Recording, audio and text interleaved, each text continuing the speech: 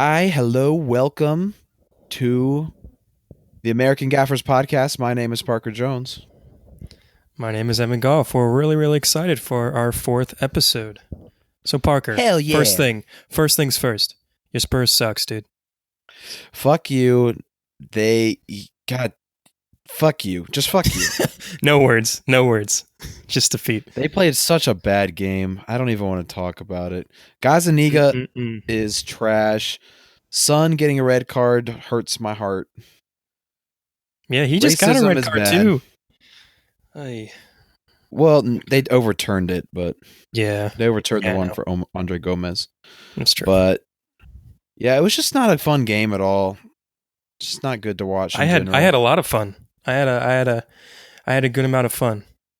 Even for Chelsea fans, I can't imagine it being fun. It was like a dirty game. There were a lot of stop and start. It really wasn't a good game. Hey, but as long as we got that win, that's all I care about. Rudiger heard some like monkey chants in the crowd. Mm-hmm. It was just not good at all. Bad day for Tottenham. Mm. Well, speaking of bad day for Tottenham, we're going to hop right into our top 11 worst players in the Prem. And for me, and we just talked about it, Parker, I think we have the same goalkeeper. So who is it? It's third string Gazaniga, the Argentine for Tottenham. He single-handedly yesterday put himself in the worst goalkeeper category.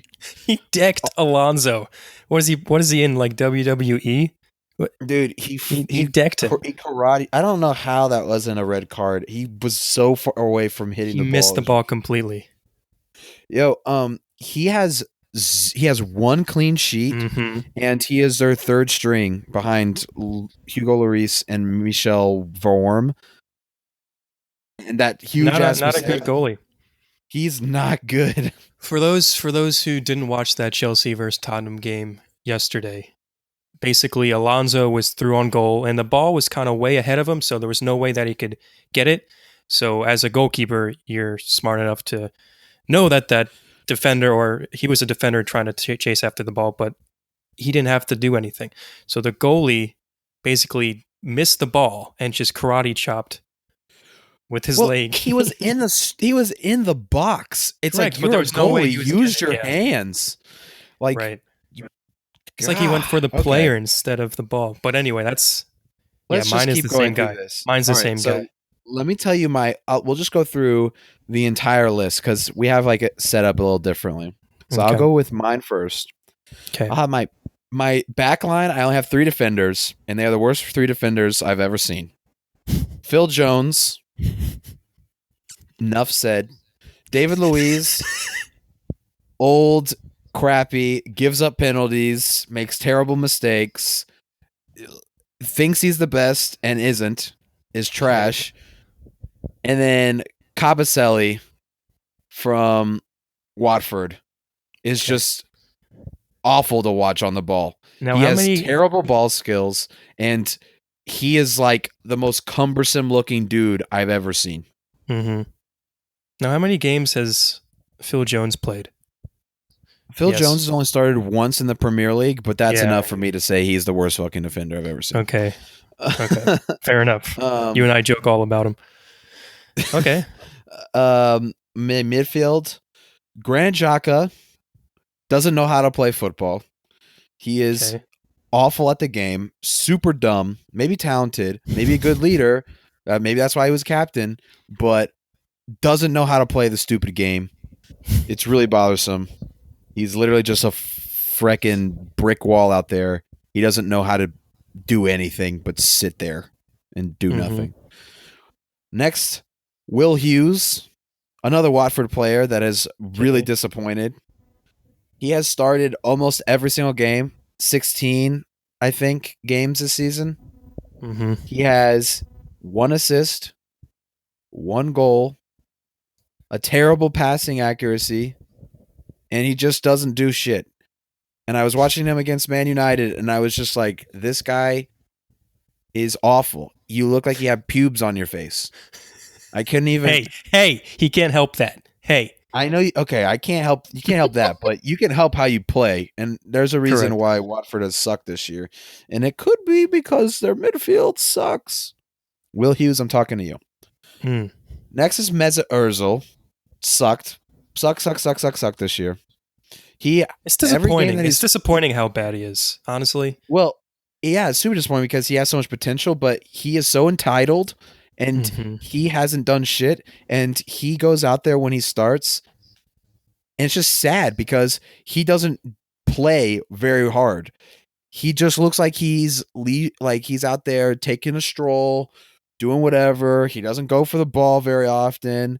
And when he has the ball, he looks sharp. Hmm.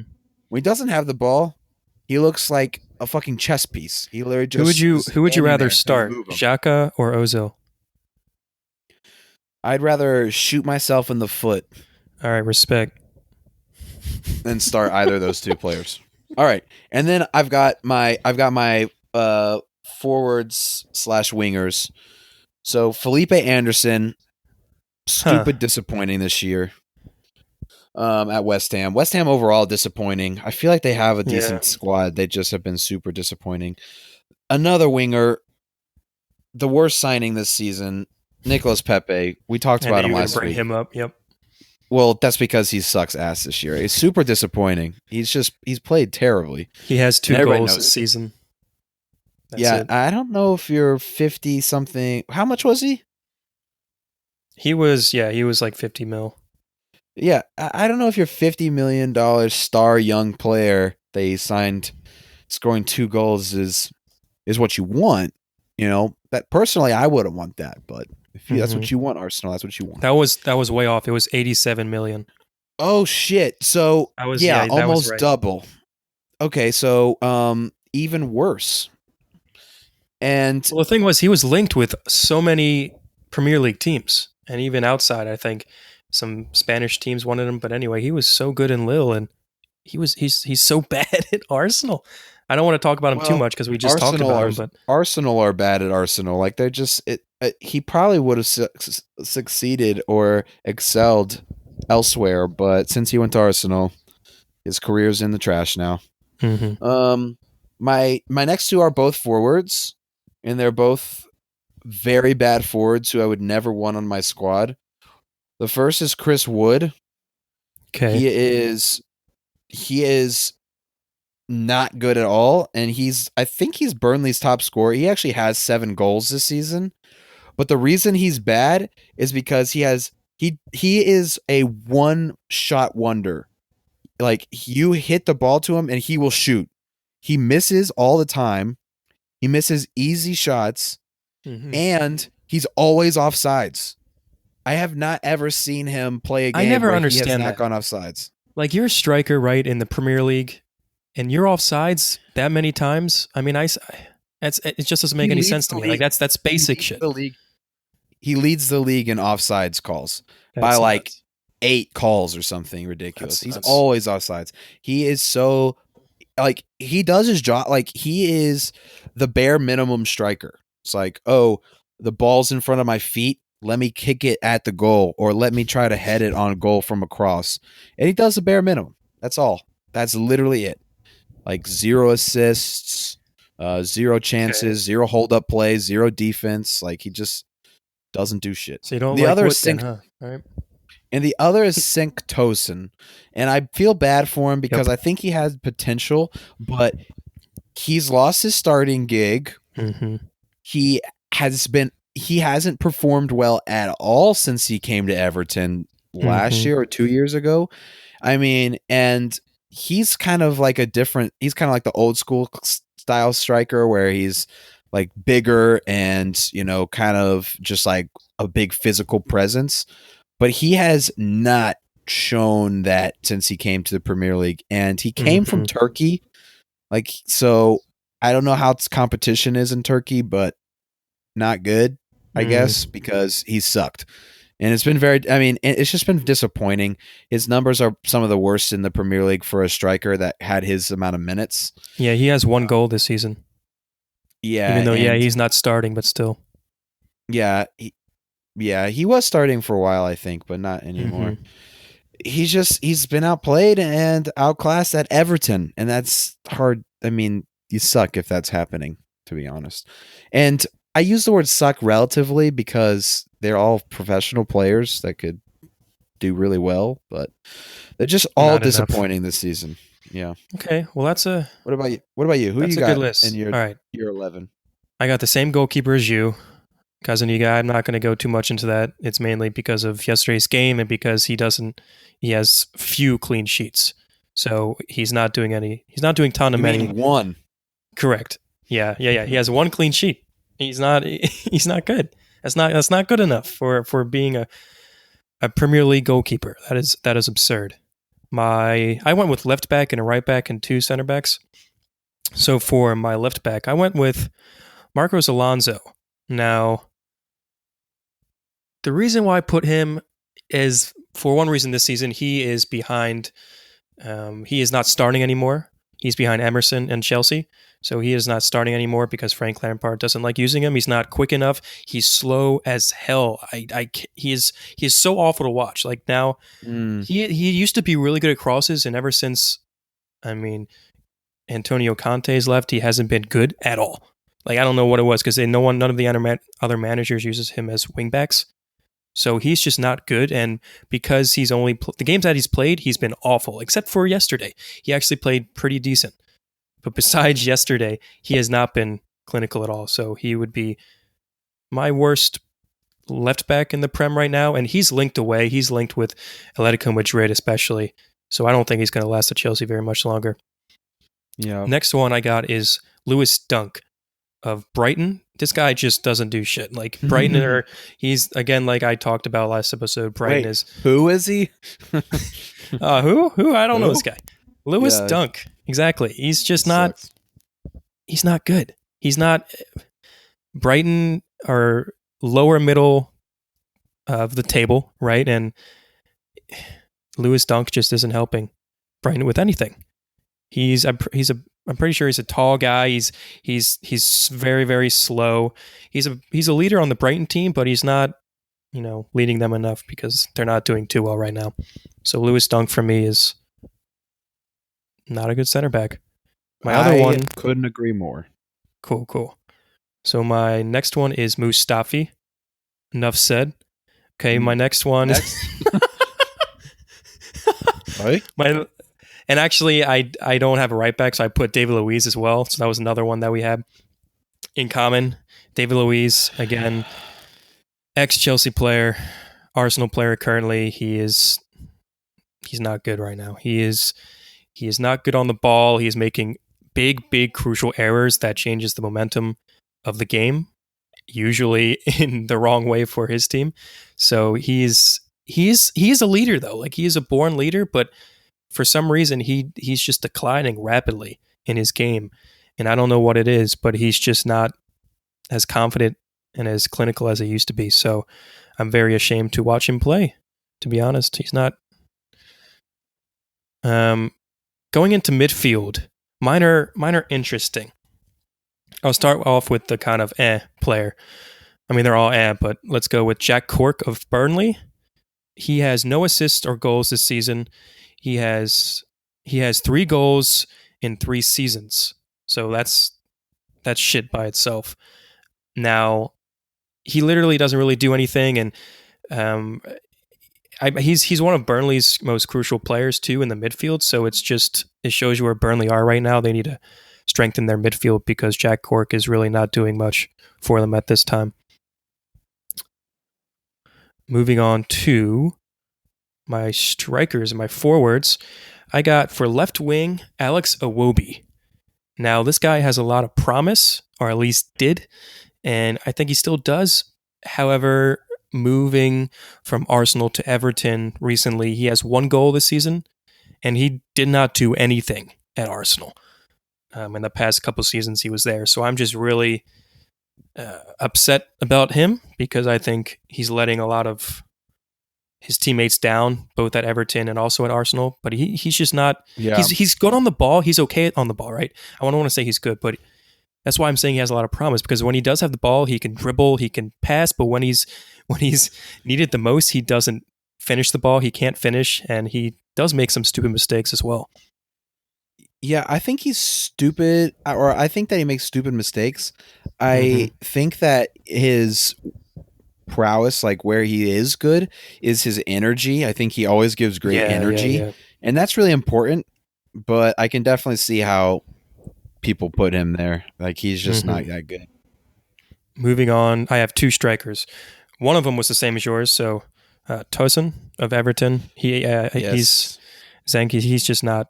He scored 1 goal this season. He scored 3 goals last season and 5 goals the previous season at Everton. So he's just, 5 goals is just not enough for arguably.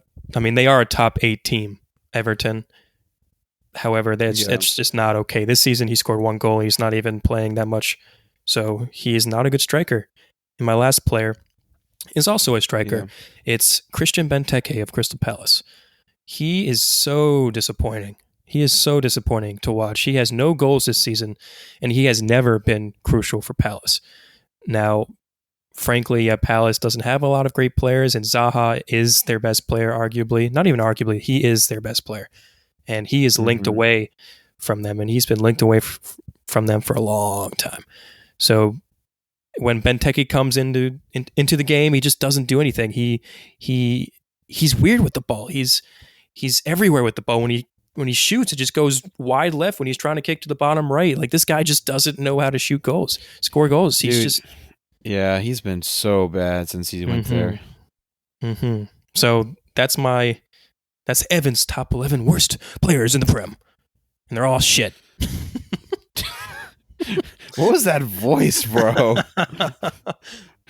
They're all shit. Evan's worst players in the Prem. They're all shit. Well, that was a fun segment. Oh my god. Oh, so much fun. Great way to start off the episode. Here's a great segment. Let's talk about Patreon for a minute. Just letting you guys know that it's out there. We have that, and we would love your support. Do anything that you can to help us help you. We anticipate this going on for a long time, probably for as long as we love football. We'll keep this bad boy going.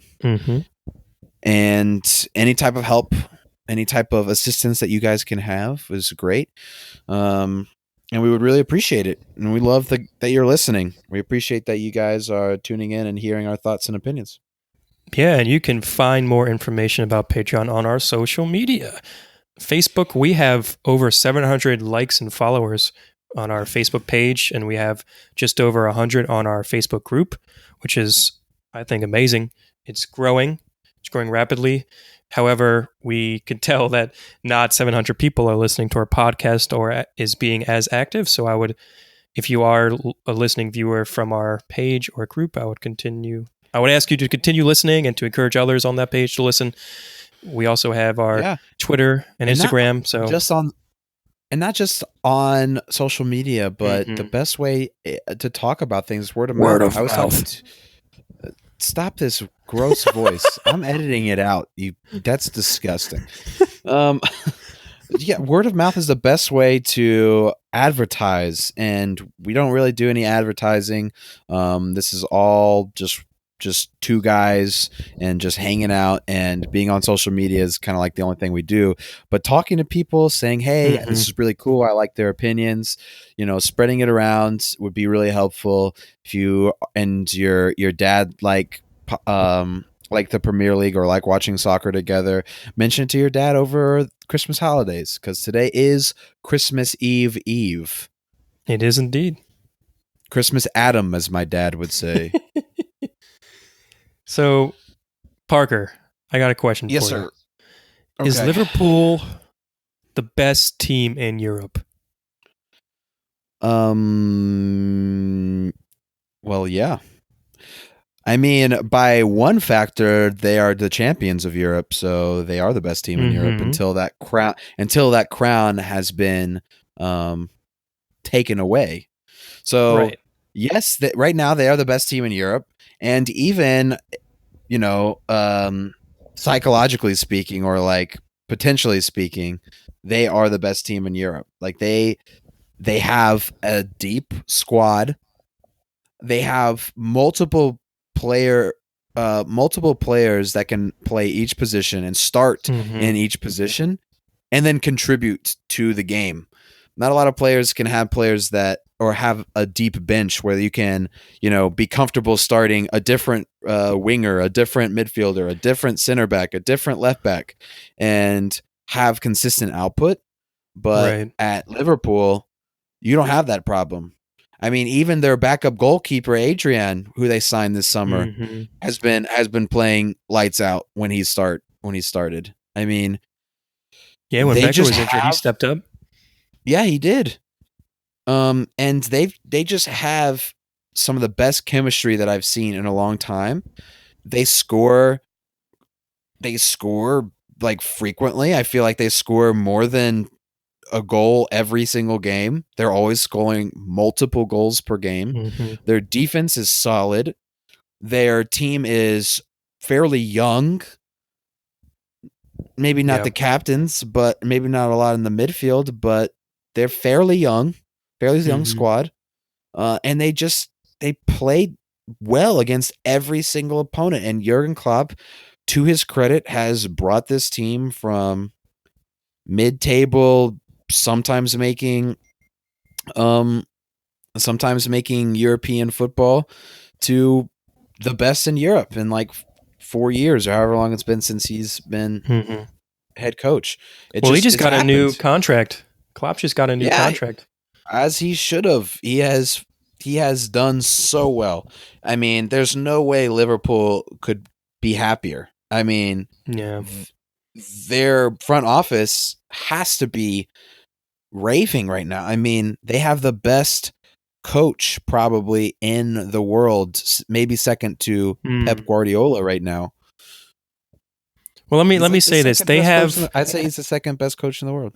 Go ahead. That's fair. He's never really top three, but Liverpool they have the best fullbacks in the world. They have arguably the best front three in the world. They have the best center back in the world, and they have the best goalkeeper in the world. And they may or may not have the best manager in the world, right? At least number two, but that just by itself can say that they're the best in Europe, right? I know they won the Champions League this past time, but I mean, if you want to think about it like based on talent, right? I think Liverpool has the most talent. And you just kind of spit some facts out there. Like they Yeah, have I some mean players who can just play different positions. they have England captain Mm-hmm. in Henderson. They Mm-hmm. have they have a Swiss forward in Shaqiri on the bench coming off and playing great in his minutes that he gets. Divock Origi, who is a Mm-hmm. promising young Belgian who just always seems to He always score. scores. He During, always he scores. always seems to score in crucial games. Gigi Wijnaldum, the Mm-hmm. Netherlands center midfielder who plays lights out all the time. I mean, Mm-hmm. even if you take away all the best players in the world, for Firmino, Salah, Sane, that front three is class. Mm-hmm. And then you said Allison, and then Van Dijk, and Van then Trent Dyke, Alexander, Robertson, yeah. and yeah, Robertson. Look at their other players. I mean, Mm-hmm. Naby Keita, Fabinho, Shaqiri, they all Gomez, Divock Matip, yeah. Gomez. These are players that would excel anywhere Mm-hmm. for the most part. Maybe not get starting minutes everywhere like Barcelona or something, but they don't need to do Mm-hmm. that. They do their job. They come off the bench and they play really well. Or they'll start. They can rest players. They can And have a flexible roster. And I think that's the that's a most good important point. part of a great team. Yeah, I mean, you see in a lot of different teams, like there's some players who are on maybe third or even second in line for a position, right? And they're throwing a big fit, and then the manager starts to get concerned, and then that brings team morale down. Fans start complaining. But Liverpool don't have that problem. They have backups who might play every 3 games, 4 games. They might not. They don't start ever. But players Yeah. like Shaqiri and some of the center backs, and I mean, they have a rotation in midfield. They understand the philosophy that Klopp has, and that's crucial to a winning mentality. Is that everybody's on the same page, and Liverpool has that. Yeah. So Also, I mean, obviously, I wanted. and Yeah, go ahead. you said real quick. You said something about the fan base. Mm-hmm. Liverpool haven't lost at Anfield since 2017, Yeah. April Yeah, 23rd of 2017. that's a I'm stat not a right math there. wizard, but that's That's almost pretty 2 good. years ago. Yeah. Not a loss since at home. I mean, Anfield has become the toughest place in Europe to play. It's not easy. I mean, Barca came in and got humiliated Yeah. in one of the biggest comebacks in Champions League history last Yeah. May or April. It's just they they have everything. Everything is clicked. Mm-hmm. Everything is clicking right now, and I don't see in the foreseeable future, unless they get, God forbid, plagued with injuries Mm-hmm. or something like that, where they're dethroned as the best team in Europe. Even if they don't Now. win the Champions League double, like they back to back, they've Mm-hmm. already proven that they are one of the best teams of the decade. Mm-hmm. No, definitely. I mean, they are 10 points ahead of second place Leicester right now, 11 in front of champions Man City. Now, I know there's Yeah. probably some Man City fans out there who are like, "No, that's doesn't. Liverpool. This is just their year. Look at Man City. They've done phenomenal. They've won a lot of trophies in the past couple years." I'm like, okay, but let me say this: Man City are not going to win another trophy in a couple years, and I have some reasons why. Liverpool are dominant right now. Teams like Chelsea, even Wolves, Leicester are in form, and they're probably only going to be in form for a while. They're going to continue to be in form for years to come. I think. I mean, Wolves just got bought by a billionaire. Like that team's coming up. That's up and coming. Mm-hmm. And I mean, Arsenal and Everton, they just got new managers. Spurs, they're in great form except for yesterday. And they also got Mourinho, who wins trophies. He just wins trophies. Now, Man City, they could probably win an EFL Cup, but I don't think they're winning anything in Europe or the Premier League title for another couple years. I mean, and the reason I say that was not only because of the competition, but also Man City, they have a lot of old players. They have a lot of old players, and they're going to have to start signing new players and hoping that these players can adapt to the Premier League if they're not already in the Premier League. Even like De Bruyne, he's injury prone. So I just don't think that their team. I mean, their team is world class. Don't get me wrong, but comparing it to the future, I don't think it has anything to compare to Liverpool's team. Well, I don't think that that's necessarily true. I'll disagree with there because their youth are good. Leroy What Sané, Raheem youth? Sterling, I don't consider them. Phil Foden, Gabriel Okay. Jesus. I Okay. mean, Zinchenko. Gabriel Jesus, people forget, is 22. He's still young. Mm-hmm. I Okay. forget Sterling And he's 23, maybe. yeah, Sterling is young. No, he's 24, 25 actually, Okay. but that's young, right? That's still young. João Cancelo, the guy they just signed this year, is Mm-hmm. 24, 25. Like, he's young. Anything under 28 is young. Mm. Like, they're good. Leroy Sané is 23. But he's leaving. He's not going to stay. Maybe. He's pissed off right now. That's another talk for another time. But I mean, yeah, you're right. Okay, so I'll take that back. I'm not diminishing their team at all. I just think that Man City, they have a lot of old players besides the ones that you said, right? And they have some players that are injury prone, and I think they're just not as complete and confident right now as Liverpool. And Liverpool, if you think about who they need to sign, it's like they don't need anyone. They just signed someone for 8 million. From Oh yeah, the yeah, what Japanese was his guy. name? What's Yeah, the his name? Japanese guy. I don't know. Who I don't know actually his played name. against him. They played against him in the Champions League this year, and Klopp was like making faces like, "Oh my god, this guy's awesome," when he was just Yeah. yeah. But anyway, It's Minamino. it Minamino. was yes. I couldn't remember, but now I want to talk about real quick the other teams, right? Because it's not just Premier League; it's all of Europe we're talking about. So Barcelona are on the rise, but if you want to think about it, Messi, right? He's that whole team though. Exactly, and he's gonna. I think he has 3 years left max. I want to see him playing until he's 50, but that's just not gonna happen, right?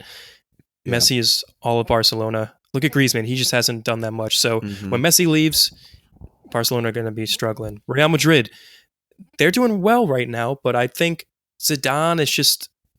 I'm not a fan of him. I think there's just something about him that he's just not the best manager as some people think he is. Yeah. Atletico, they're average. Juve, they're only going to win the Serie A. Ajax, sorry, they won't repeat what they did last season for a while. Bayern, they have an interim manager. Dortmund, they're going to lose Sancho. I don't know. I just take into account of all of these different things. Liverpool are just so solid. They're so solid. Yeah, I mean, here's the thing. Byron have been class, but I just don't think that they don't have like some. Just Lewandowski right now. Here's the thing. The problem with Juve and PSG and Byron specifically are that every week in and week out, they are not playing competitively, in my opinion. Their schedules, like the league themselves, just doesn't feel like they are just as strong of competitors. So when they're they're great teams with great players, amazing players, some of the best in the world. But when it comes to crunch time in the leagues, they haven't gotten over the hump because they haven't played that competition that I feel like Liverpool and Barca and Real Madrid have played frequently in their game or in their leagues, because I think La Liga and the Premiership are the best two in Europe or in the world. Completely agree. It is in the world. Yeah. No, that's a valid point. I mean, Juve, everyone, in Italy loves Juve, but they're just that team who they are going to either win the title every year or they're going to get second. And then when they get into games like the Champions League, yes, they're still favorited to win depending on who they're playing, but because they don't have that mentality, that competitive mentality, they bottle it. And I think that's it's like also teams have teams have something to prove when you're playing against the best team in a certain place, like a certain country. You're trying to play against Juve, it's Juve. They have Cristiano Ronaldo up front. I mean, you're playing against one of the best players in the world. You show up, and if you're not used to playing that type of competition, maybe some of the individuals are, like Ronaldo definitely is, but if you're not used to playing against that type of competition, you can choke, and that's just what's been happening in big games. And obviously, soccer is a team sport, so you can't just rely on players like Ronaldo to get you to the semifinals of the Champions League, where Liverpool, they all have that mentality. They all know, we're going there. I mean, think about this. PSG lost last year in the round of 16 to that Man United squad. Shouldn't have happened. That's disgusting. Like, come on. Your world's better. Like, PSG Mbappe, was worlds better than that team. Yeah, Neymar, I mean... Mbappe is probably the best player in the world right now under the age of 30. Sure. And I say 30 because I want him to be on level with a lot of the players that are in their prime, but he is just such a He's already surpassed all of the legends, just Ronaldo and Messi and Ronaldinho when they were 19. He surpassed them by goals. He's 21. But yeah. Right, but I saw a stat that when they were all 19, he's just surpassed him. That was at 19. 21, it's even more, right? He scored over 100. He's scored over 100 goals already under 20, and he's 21 years old. It's crazy. Anyway, this is not an Mbappe talk. This is about Liverpool and how they are knowingly the best team in Europe right now, just by far. I don't want them to be, and I like how you said they're annoyingly the best team in Europe, but you have to give them props. I mean, they're just doing everything right now, and I don't see it changing anytime soon. It's like my mind's trying to think. What could they do to improve? What could they do to get better? And I'm thinking, maybe Salah could pass the ball more. That's it. Like, that, and he doesn't even need to because he's class. Like he's been really good, and like sometimes when I'm watching them play, I'm like, Salah could have passed there. Oh, but he just scored, so never mind. It. Like that's pretty much it. That's literally it, and you can't to be fair, you can't penalize one of the best forwards in the world for wanting to have the ball, because forwards want the ball on their feet to shoot. Correct. That's what they want. So you can't really blame him that much, and it's not like he's not producing results. So right. I mean, even Mane, I know we talked about him briefly, but he's so he's good. fourth in the world. based on the Ballon d'Or. He was 4th best in the world for the A lot of people think 2018-2019 that season. he should have won. He should have won it Yeah. over his but hey, teammate. 2 Liverpool players in the top 4, that's incredible. So, Yeah. No, you're right. Liverpool are the best in Europe. And Alisson won the best goalkeeper award. That's what I was saying. Yeah, they have the best goalkeeper in the world, and they have the best center back because he got second. So therefore, they have the best center back in the world, right? So it's just impressive. Yeah. It's just so impressive what Klopp has done. Yeah. All right. Let's switch it up and talk about this past weekend. We talked about Chelsea Tottenham for a second, but let's talk about the biggest upset of the weekend, which was Watford. Watford!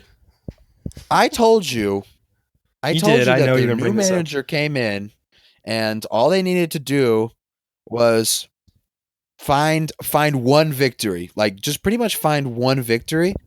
And I think now can have the confidence going forward to beat whoever they're playing the week after. Mm-hmm. Their team is good on paper. They've been horrible this year, but now that they have a little bit of wind under their wings, I think they can fly. Well, I'll tell you this: they face at least above the relegation zone.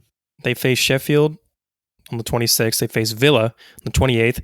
They face Wolves on the 1st. And then like Bournemouth on the 12th, they have FA Cup in there. But, that's a game that, they're up for. I think they could battle for all of those games. They could definitely beat Villa. They could definitely beat... promising. I don't know, definitely. That's a promising schedule for Watford. And vice versa, Man United, what the hell? It's Watford. What happened? There was... if you were watching the game, Pogba came on in way too late. Mm-hmm. And when he did come on, he was class. It was absolutely absurd. The amount of he had I think 3 or 4 passes I remember that were just right over everyone's head, perfectly placed balls right in the runners' paths on big runs. And, he looked great on the ball. He wasn't dispossessed. It reminded me, even though he's been injured, it reminded me of how good he actually is because he gets so much shit. But watching him play against them, granted it was Watford, but watching him play, I was like, holy shit, this guy is by far the best player on this team. Yeah. And it's sad. Go ahead. That they can't, that his players, that his teammates can't finish or he doesn't have the talent around him that he needs to succeed or to help that team succeed. It's just sad. Yeah, he's leaving too. He's done. But for those, we didn't even specify. For those who did not watch it, Watford won 2-0 at Vicarage Road, right at home. There was Sarr and Troy Deeney scored 4 minutes apart from each other. Deeney scored a pen. What I thought was interesting looking at this, they both had the same formation, 4-2-3-1. So 4 in the back, 2... 4-2-3-1. So Watford had a lot of tempo. They had more direct passing. I think they were They were quick with their passing, right? They actually had a striker up top too. For some reason, Martial was in striker, and I know sometimes they switch it, but I don't know why he wouldn't put Rashford, especially when Rashford was on the field. Rashford was left wing and Martial was striker. What is he thinking? Maybe they just tried something out tactically in practice or training, but he doesn't know what he's doing. I think that was a dumb decision. And one, Lingard had a sitter that he missed, and he chipped it over the goal, which was awful. And there at the end, Pereira almost had, or not Pereira, sorry, excuse me, Mason Greenwood had a chipper like that. Pogba had a beautiful pass, and he botched it too. And I'm like, what? I was like, all right, chips are nice and the goalkeeper's coming out, but do you practice that every time in practice or something? Every training session? Are you going out there chipping the keeper? Like, just strike through the ball. Now, I watched. How hard is it? I watched and listened to some footage with Ali talking afterwards, some press conferences, right? And they were asking, like, what the hell happened? Like, yada, yada, yada. And, quote, he said, there was no intent or urgency.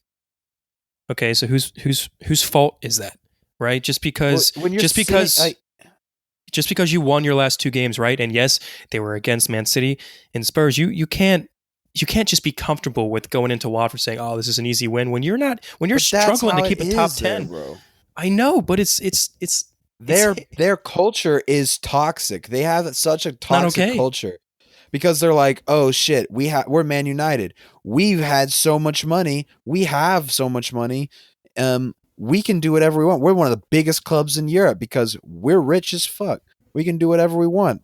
And they have a shit schedule, or they play shitty games, shitty teams, get their fans like really pissed off, and then they have like one win and they're back to believing they're the best team in Europe. Mm-hmm. They're like, "Oh my god, look at this. Oh yeah, Man City, look at us. We want Manchester's red. Haha, we beat Man City." It's like you need to calm down and keep focused because you're not going to be playing European football if you have that attitude. Exactly. Like That's what I'm you're playing saying. in the best. You're playing probably against the best competition that there has ever been in the Premier League. That may be a stretch. I don't know. I haven't been following it that long. I'm not that old, but from what I've seen, this season in particular just seems like it has some of the best talent and competition Mm-hmm. than I've ever seen. Like any team Sure. can No, win I on can see any that. day, You can't just depending have that on who mentality. shows Yeah. up. Like you have to go in and work hard every day. And I didn't see anyone work hard No. when they played. Even Pogba when he came in. Now maybe this is just because he's so classy. Like he didn't even look like he was working hard. He was doing great, phenomenal. But it doesn't look like they were putting in the work. It doesn't Mm-hmm. look like they were making those runs. They're not winning 50-50. Okay, actually, scratch that. Marcus Rashford, super underrated. Love watching him play. He puts in the work. He doesn't always get results, but he does put in the work. He's always sprinting, always hustling, always trying to get the ball. He's always trying his best. And, I can definitely support that. But when the rest of your team doesn't do that shit, no. Mm-hmm. Luke Shaw, garbage. Garbage left back. What I don't understand is this the same or the press conference afterwards, right? Ali said kind of like the only thing that was good in this game was Pogba coming and making crucial passes and this and that, and then Oh he yeah. got pissed off and like shrugged off the rest of the questions. But I'm thinking, okay, so what went through your mind to bench him? Like it's just, and I know it's Watford, but you need to win games. This is the Premier League. You need to win games. You can't bench your best players. And also, when you're 2-0 down, he waited way too long to sub him in. Yeah. He's Dumb. not a good manager. He's not a good manager.